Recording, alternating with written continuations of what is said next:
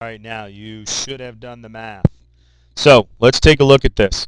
We have 1/2 times the mass. Okay, so if we start with the dog, the mass of the dog is 20 kilograms, and we're going to multiply that by the speed, which is 2 meters per second. You can see they're running pretty well together here, and that's going to be squared. So 1/2 times 20 kilograms times 2 squared. So if I take 1/2 and I multiply that by 20, basically splitting it in half, I'm at 2 kilograms, and 2 squared is 4. If I multiply these two together, I end up with 40 kilograms. Did you get the right answer? You're supposed to do this before you came back. Okay, now let's take a kinetic energy of the girl. Once again, 1/2 times the mass. Her mass is 60 kilograms, and her speed is the same as the dog, 2 squared. So I'm going to take 1/2, multiply that by 60, and I'm going to get 30. 2 squared again is 4.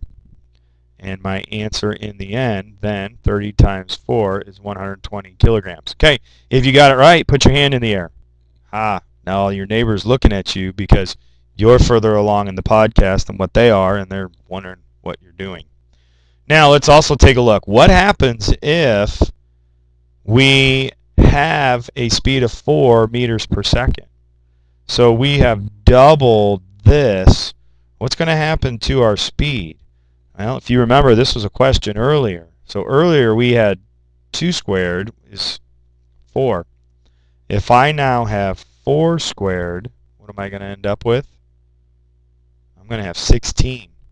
So what happens is it quadruples. Keep that in mind. It quadruples. Okay, all the types of energy. Let's list them here. You guys can write them down. Mechanical, thermal, electromagnetic, sound, electrical, chemical, and nuclear. Okay, we're going to calculate potential energy very simply. In order to get potential energy, we're going to take someone's weight and multiply that by their height. In order to get mechanical energy, you need to know that you're going to take the potential energy and add kinetic energy to it. Probably the simplest formula we're going to have all year long. Next up, how is energy transferred and what happens when it is? Well, all forms of energy can be transferred to other forms of energy. The amount of energy does not change, it only transfers to another form. We've talked about that and seen that with our roller coasters as it goes from potential to kinetic and back again. Understand and apply the law of conservation of energy. Reminder, energy cannot be created or destroyed. The total energy is the same before and after any transformation. Doesn't change. The higher, of course, the coaster is, the more kinetic energy you're going to have. Don't forget, go to that YouTube video on energy. It is hilarious.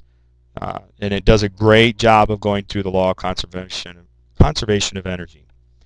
Okay, apply the concepts of potential energy and kinetic energy to real-life situations.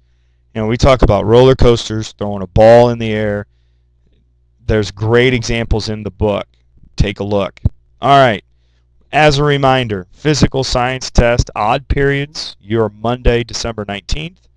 Even periods, you are December 20th.